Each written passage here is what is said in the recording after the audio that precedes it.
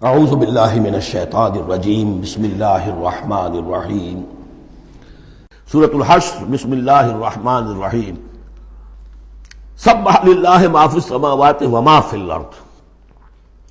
سورہ حدید اس سے ایک لفظ میں بڑھ گیا صرف. وہاں تھا سبح للہ ما فی السماوات والارض، یہاں ما فی کا اضافہ.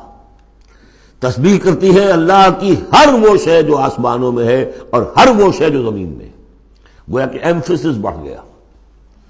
باقی وہی دو اسماء گرامی اللہ کے، وہو العزیز الحکیم، وہ العزیز ہے، زبردست ہے، اس کا اختیار مطلق ہے، اس میں کوئی چیکس اینڈ بیلنسز نہیں ہے، لیکن حکیم ہے، کمال حکمت والا. هو الذی اخرج الذین کفروا من اہل الکتاب من دیارہم لاول الحشر. اس میں اب یہ غزوہ بنی نذیر کا ذکر ہو رہا ہے. 3 قبیلے تھے مدینے میں جب حضور تشریف لائے ہیں، بنو قینقاع، بنو نذیر، بنو قریظہ. سب سے پہلے ان تینوں سے معاہدہ ہو گیا. سب سے پہلے شرارت کی تھی غزوہ بدر کے فوراً بعد، وہ بنو قینقاع نے کی تھی. انہوں نے اپنے معاہدے کی خلاف ورزی کی، شرارتیں کی، تو حضور نے ان کو مدینے سے نکال دیا. دوسری باری آئی اس کی، یہ ہے بنو نذیر. غزوہ احد کے بعد سن 3 میں غزوہ احد ہوا ہے، سن 4 میں یہ واقعہ پیش آیا ہے.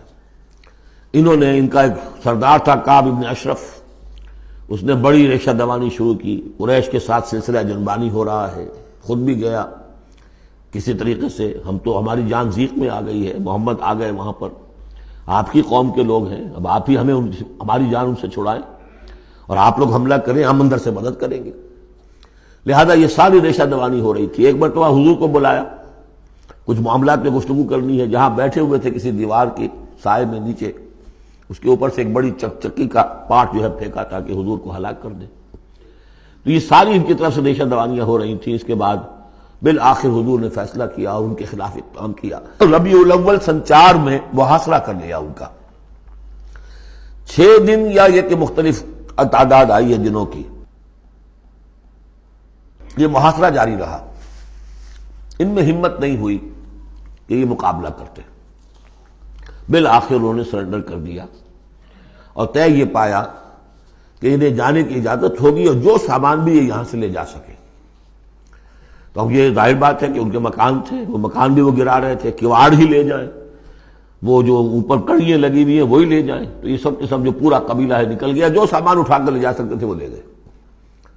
وہ تیسرا معاملہ جو ہوا پھر وہ بنو قریظہ کا ہوا، وہ غزوہ احزاب کے بعد ہوا، وہ ہم پڑھ چکے ہیں سورہ احزاب کے اندر. اس طرح ایک ایک کر کے تینوں ان قبائل نے یہود کے وعدہ خلافی کی اور پھر وہ اپنے کیفر کردار کو پہنچے. یہ بنی نذیر کا معاملہ ہے.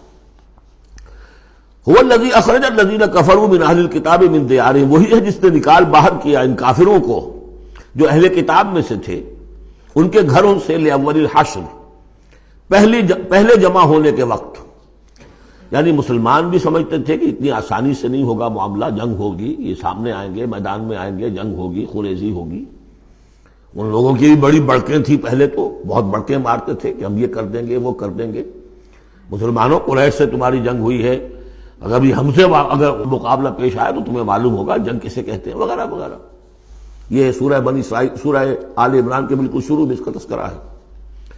لیکن یہ کہ اول الحشر، یا تو اس کا مطلب یہ ہے کہ پہلی ہی مرتبہ جمع ہوئے ہیں، مسلمانوں نے آ کے محاصرہ کیا اور یہ نکل آئے اور ہتھیار رکھ دیے، یا اس سے مراد یہ ہے کہ پہلی مرتبہ تو یہ یہاں سے اب نکالے جا رہے ہیں، پھر ایک وقت آئے گا کہ یہ خیبر سے بھی کھریڑے جائیں گے.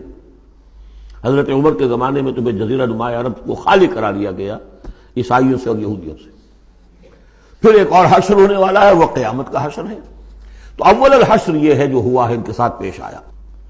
ما ظننتم ان یخرجوا، مسلمانوں تمہارا بھی گمان یہ نہیں تھا کہ وہ نکل جائیں گے اتنی آسانی سے.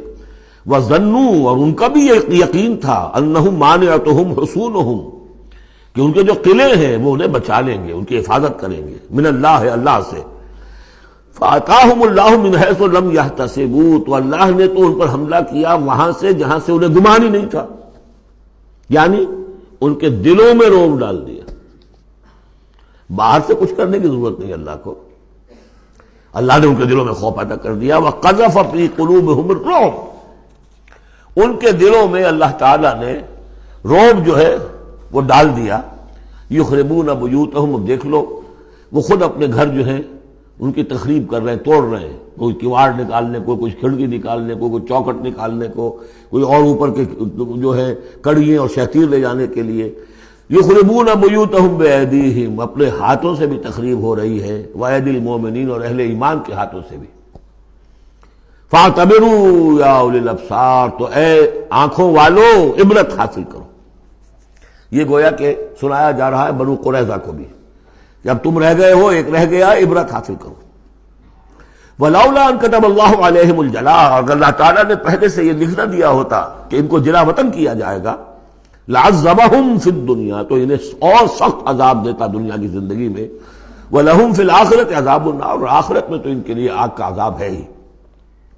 ذَلِكَ بِأَنَّهُمْ شَاقُّوا اللَّهَ وَرَسُولَهُ، یہ اس لیے کہ انہوں نے اللہ اور اس کے رسول سے مخالفت کی، زدم زدہ کی. وَمَن يُشَاقِّ اللَّهَ فَإِنَّ اللَّهَ شَدِيدُ الْعِقَابِ، اور جو اللہ کے ساتھ، جو اس کے ساتھ زدم زدہ کرے، اللہ کے ساتھ اللہ کی مخالفت پر کمر کس لے، تو تم سن لو کہ اللہ تعالیٰ تو پھر سزا دینے میں بہت سخت ہے. مَا قَطَعْتُم مِّن لِینَةٍ أَوْ تَرَكْتُمُوهَا قَائِمَةً عَلَىٰ أُصُولِهَا، جو بھی تم نے لینا، یہ ایک خاص قسم کے کھجور کا درخت ہوتا تھا لینا، ان کے جو یہ گڑھیاں تھیں، ان کے جو مکان تھے، حویلیاں تھیں، ان کے چاروں طرف جو ہے کھجوروں کے اس طرح کی باڑ سی جیسے لگی ہوئی تھی، ایک طرح کی فصیل کھجوروں کا درخت ڈھلے. تو جب مسلمانوں نے محاصرہ کیا تو بعض جگہوں سے انہوں نے کھجور کے یہ درخت کاٹے، اس لیے کہ حملہ کرنے کے لیے کھلی جگہ چاہیے تھی. تو انہوں نے پھر پروپیگنڈا بنایا، اسکینڈل بنا دیا، دیکھو یہ اللہ کے رسول بنے پھرتے ہیں اور یہ اہل ایمان، اور یہ درخت کاٹ رہے ہیں.